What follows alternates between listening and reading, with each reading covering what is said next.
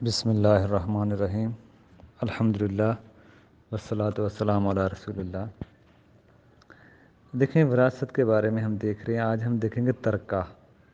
جو شخص فوت ہوتا ہے مورث، اور اس کے ترکے میں کون کون چیزیں آئیں گی، کیا کیا چیزیں آئیں گی، اور اس کی ملکیت میں جو بھی چیزیں ہیں اس کا ترکہ ہے۔ ترکہ یعنی کہ چھوڑا ہوا مال،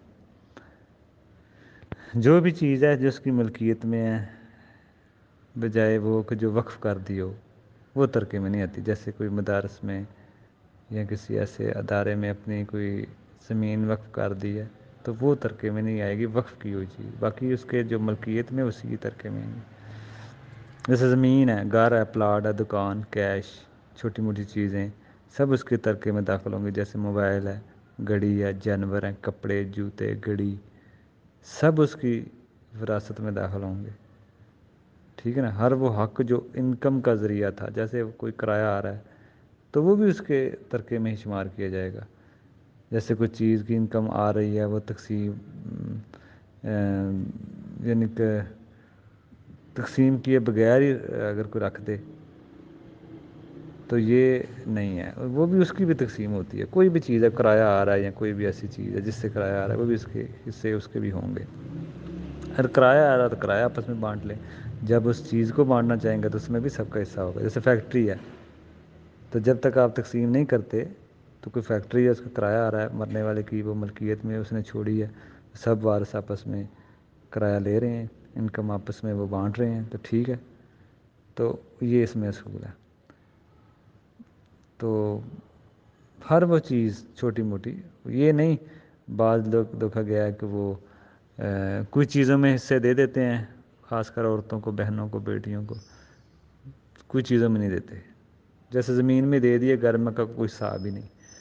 کس نے قیمتی گاڑی چھوڑی ہے، جانور ہیں، قیمتی چیزیں ہیں، زیور ہے، اس کا کوئی حساب ہی نہیں۔ کوئی چیزیں شامل کرتے ہیں، نہیں۔ ہر وہ چیز جو مرنے والے نے چھوڑی ہے اس میں، جیسے بیٹوں کا حصہ ہے بیٹیوں کا بھی ہوگا، چاہے تھوڑی یا بہت۔ بعض لوگ کہہ دیتے ہیں جی اس کو صدقہ کر دیں چھوٹی موٹی چیزوں کو، یہ غلط ہے، کیونکہ اب وہ میت کا نہیں رہا، اب سب مالک ہیں اس کے، تو صدقہ کرنا ٹھیک ہے، ایک الگ مسئلہ ہے۔ سب مل کر یہ اگر چاہیں رضامندی سے کہ کر دیں، یہ نہیں کہ شرم و شرمی ایک دو راضی ہیں باقی راضی نہیں ہیں، تو پھر ٹھیک نہیں ہے، پھر اس کو پہلے تقسیم کریں۔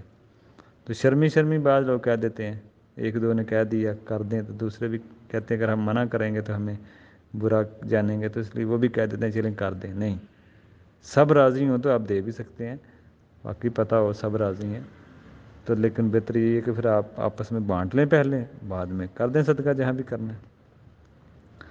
تو لیکن اگر باپ مثال کے طور پہ زندگی میں ہی باپ ایک بیٹے کو زیادہ دینا چاہتا ہے، وہ غریب ہے، دوسرا بڑا مالدار ہے، تو مالدار بیٹے سے اجازت لے کر اس کی رضامندی سے وہ دوسرے کو کچھ زیادہ بھی دے سکتا ہے۔ اس میں بھی اہل علم کی رائے موجود ہے۔ سب بچوں کی رضامندی اس میں ضروری ہے، کیونکہ باپ کے پاس اختیار نہیں ہے کہ وہ خود ہی کسی کو زیادہ کسی کو کم دے دے، یہ اس کے پاس اختیار نہیں ہے۔ اس کے لیے تو اصول یہی ہے کہ سب کو دے، زندگی میں دینا چاہتا ہے سب کو دے۔ لیکن کچھ اس کے بیٹے غریب ہیں، محتاج ہیں، کچھ بڑے مالدار ہیں، تو مالداروں کی رضامندی ضروری ہے کہ ہم اس کو کچھ زیادہ دے دیں، اس کے وسائل ٹھیک نہیں ہیں، آپ تو بڑے سیٹ ہیں، تو یہ بھی ایک ہو سکتا ہے مسئلہ۔ لیکن اس کی رضامندی سے، اگر وہ کہتا ہے نہیں مجھے بھی اتنا ہی چاہیے، تو سب کو برابر ہی دینا پڑے گا، یہ اصول ہے۔ اپنی زندگی میں اگر وہ وراثت بانٹے گا تو یہ اصول ہے برابر برابر، اس برابر برابر والے اصول میں ہی چلے گا مسئلہ۔ تو یہ مسئلہ ہے۔ باقی تھوڑا سا آگے دیکھیں، یہ تو وراثت ہو گئی نا، ترکہ، مرنے کے بعد جو انسان چھوڑتا ہے وہ کیسی کون کون سی چیزیں آئیں گی۔ آگے کفن دفن ہے، ترکے کے اوپر 3 حقوق ہیں، کفن دفن اور قرض اور وصیت۔ پہلے کفن دفن دیکھ لیں۔ دیکھیں، جب کوئی شخص فوت ہوتا ہے تو سب سے پہلے اس کا جو مال ہے اس کی کفن دفن کا انتظام ہو۔ اس میں کفن دفن سے مراد اسی کے ہی مال سے ہو، یہی بہتر ہے۔ یہ نہیں کہ کوئی بھی آ رہا ہے کفن دے رہا ہے، یہی اس کی خودداری یہی ہے کہ اس کے مال سے ہی لگے۔ مطلب کہ کفن دفن میں کیا اس کا انتظام، اس کی قبر کا خرچہ ہو سکتا ہے، نہانے کا، اس کو کوئی اگر نہلا رہا ہے، غسل دے رہا ہے، تو وہ بھی اگر اجرت لے رہا ہے تو اس کے ترکے میں ہی ہوگا. اگر اس کو نماز پڑھانے کا کوئی خرچہ لے رہا ہے تو بھی اس کے ترکے میں ہی ہوگا. مطلب اس کے کفن دفن میں جو بھی خرچہ آ رہا ہے اس کے کفن دفن پہ ہوگا. دوسرا مسئلہ قرض کا دیکھ لیں. کفن دفن کے بعد قرض ہے، کچھ ہوتا مال بچتا ہے تو وہ قرض میں جائے. قرض کے میت کے مال سے ہی ادا کیا جائے گا، کیونکہ اگر کسی پر قرض ہوتا ہے تو اللہ کے نبی اس کو جنازہ نہیں پڑھتے تھے، کیونکہ یہ بندوں کا حق ہے. تو بہرحال لوگوں کا اپنے اوپر قرضہ رکھنا نہیں چاہیے، خود ہی دے دیں، زندگی میں ہی کوشش کریں، کیونکہ آج کل کی اولاد کا یہ بھروسہ نہیں ہے کہ آپ کا قرضہ اتاریں. کیونکہ اپنے اوپر قرضہ نہیں رکھنا چاہیے، زندگی میں ہی دے دیں. اگر میت نے کسی جگہ پر کسکوٹی رکھی ہو تو وہ بھی واپس لائیں گے، وہ بھی ترکے میں شامل کریں گے. ٹھیک ہے نا، وہ بھی ترکے میں شامل کریں گے، کیونکہ اللہ کے حق کے متعلق قرض بھی شامل ہے. ٹھیک ہے نا، اللہ کے حق سے متعلق قرض بھی شامل ہے. دیکھیں قرض دو طرح کا ہو سکتا ہے، اللہ کا حق بھی ہو سکتا ہے، وہ بھی قرض ہے. بندوں کا حق ہو سکتا ہے، وہ بھی قرض ہے. اللہ کا حق کیا ہے؟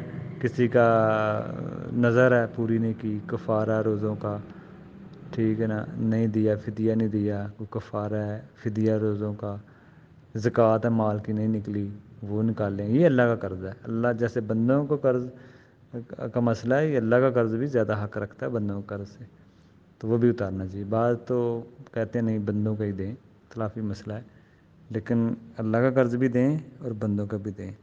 اور کوشش کریں کہ ورثہ میں یہ مسئلہ نہ چھوڑیں، خود ہی دے دیں، کیونکہ ورثہ کا کوئی اعتبار نہیں ہے، ورثہ بعد میں نہ دیں. ٹھیک ہے نا، تو اس لیے جو بھی قرض کی شکلیں ہیں وہ اسی کے مال سے ہی دی جائیں. اس کے بعد جو مال بچتا ہے اس کا وصیت.